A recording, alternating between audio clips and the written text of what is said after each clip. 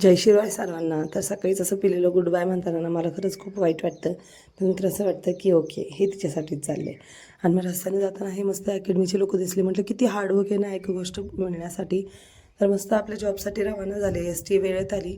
गेल्यानंतर मस्तपैकी मुलांना थोडंसं इंट्रो द्यायचं होतं एका चॅप्टरचं. तर इंट्रो दिलं.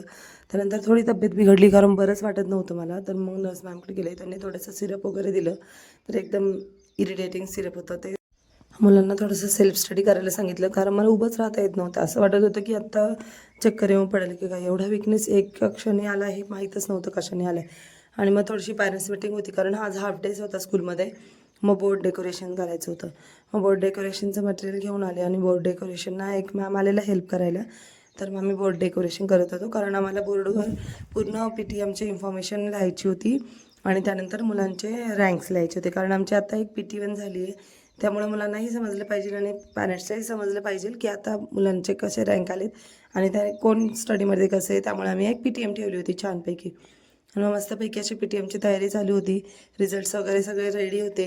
फक्त आता बोर्ड डेकोरेशन करून मग स्टुडंट्सला दाखवायचे होते आणि पॅरेंट्सलाही इन्फॉर्मेशन द्यायची होती.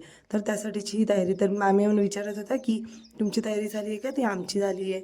मग असं आम्ही बोर्ड डेकोरेशनचं सजेशन घेत होतो की आता अजून काय लिहायचं आहे, इथे काय लिहू शकतो आपण, इथे काय लिहू शकतो.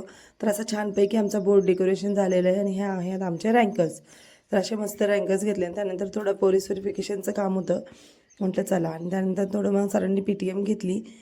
मग म्हटलं आपले पेपर्स सगळे एकत्र लावून घेऊयात. मग ते पेपर सर्व एकत्र लावत होते. मुलांचे पेपर्स एका मुलाचे पेपर सर्व एक बंचला लावून म्हणजे मुलांना द्यायला इझी आणि पॅरेंट्सलाही बघायला इझी. त्यामुळे सर्व करत होते. आता हे एवढं महत्त्वाचं असतं ना की पॅरेंट्सलाही हे असतं की आपल्या मुलांनी काय लिहिलं आहे पेपरमध्ये नक्की. आणि त्यामुळे पॅरेंट्सला समजतं. आणि बघा झाला टाईम हा गेट बघितला की खूप मस्त वाटतं. म्हटलं ठीक आहे चला. बाळासाठी थोडेसे बनाने घेतले कारण उद्या एकादशी पण आहे आणि म्हटलं खायला पण होतील तिला. आणि घरी आले तर आमच्या घरी ना चहा सोडून बाकी सगळं अनफेवरेट आहे. चहा म्हणजे खूप फेवरेट सगळ्यांचा. मग आता दादांना चहा दिला, आजीलाही चहा दिला. आणि इथे ना वेल्डिंगसाठी तुम्हाला तर माहितीच आहे आपल्या घराचे ग्रिल चालू आहेत. मग त्यासाठी वेल्डिंग चालू आहे. मग तिथेही चहा नेऊन दिला. मस्तपैकी वेल्डिंगचं काम चाललं होतं. तर घरी यांनी चिकन आणलं होतं. म्हटलं चला आता पण चिकन बनवूयात. मग मस्त कांदा खोबरा लसूणचा मसाला काढला. तर इकडं बाहेर आले थोडा वेळ. तर यांची वेगळीच मस्ती चालू आहे. ह्या दोघांचं तर काय नखरेच चालले आहेत. ही बोलती मला यायचं शेळ्या आणायला, बाबा बोलतायत की नाही तू नाही यायचं तिकडं अडचण आहे.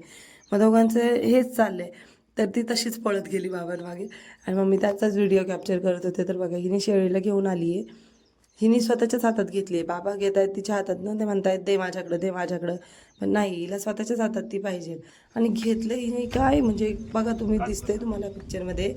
तिने डायरेक्टली तिचं कान पकडलं आहे. तर तिला मी विचारते तुझं कान का पकडला आहे. बोलती नाही ती पळून जाते नाही कान पकडला तर. कारण ही शेळीला तिला बघा आता पाडीला 2 मिनटात तिला ना म्हणजे अशी पाडती त्या शेळीतनं खूप दाखवते का पाडलं. म्हणजे अशी तिचं सारखं सारखं चालू असतं तर शेळीसोबतची मस्ती. तर शेळीला ना थोडे केळीची साल खायची होते कारण केळी खाल्ल्यानंतर साल मग शेळीला दिलेले. तर ती शेळीला केळ्या कसे साल खाण्यासाठी ती कान धरून उभी आहे की ती जर तिने साल खाल्ले तर ते पळून जाईल. मग साल खाल्ले तर कान का धरलाय तू?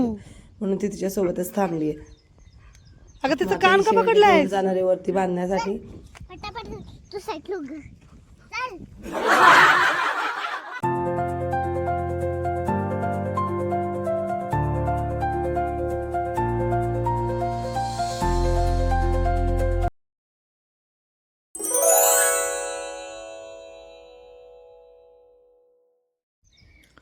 Welding work is going on. तर पिलूचं झालं होतं आई मला बोट मेकिंग करायची आहे. म्हटलं चला बोट बनवूयात मग मस्तपैकी ट्राय करूयात बोट.